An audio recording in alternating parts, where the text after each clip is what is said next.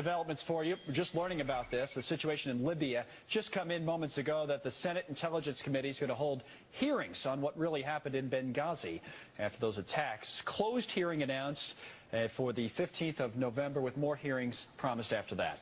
There's a little election that's going to happen before that takes place. Lou Dobbs is with us, host of Lou Dobbs Tonight. Ultimately, the American people will decide whether they think this is a big deal or not. Yeah, and they will be doing so, obviously, without the benefit of the conclusions and the evidence provided by the Senate Select Committee on Intelligence. The timing is an affront to the American people to hold the first hearing on the 15th of November. The American people have been sufficiently insulted, in my opinion, that now, more than 6 weeks after the attacks in Benghazi, we still have the contradictory statements of the White House, the entire national security apparatus, the Secretary of State, the United Nations ambassador, and frankly, I believe Charles Krauthammer has it exactly right. We have both said, and I concur with him, that we in the national media should be embarrassed by what our colleagues have failed to do, and that is to investigate.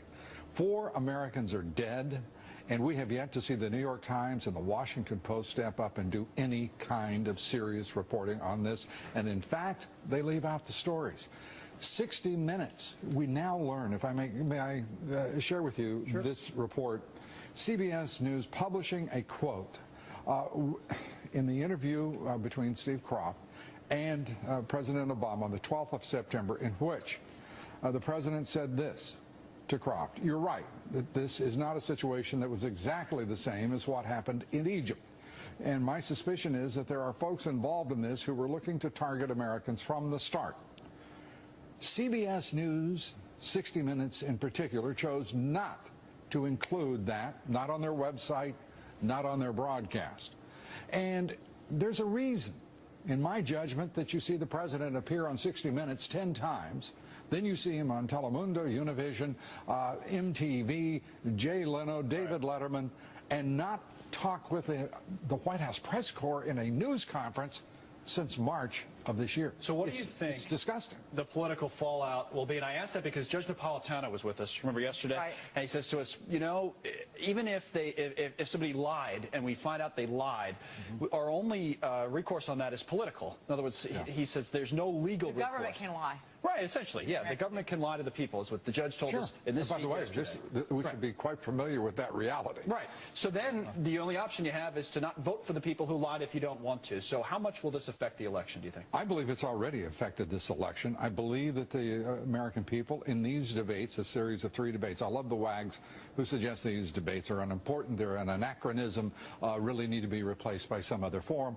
I believe that the American people have the opportunity to go by the national liberal media and actually see these candidates for who they really are, to also see something beyond the attack advertising. President Obama spent $500 million basically attacking, trying to destroy, I mean destroy, Governor Romney. He stood up in one debate, and when he stood up, America liked what they saw. I think America's already made judgments about who is lying, about who they can trust, about who is being straight, and who deserves a lot of, well, I'll put it this way, condemnation for their conduct. It's not about justice, it's not about agenda, it's not about mobilizing people, it's about dialing for corporate dollars. These 2 parties have sold the U.S. government and the American people to the highest bidders.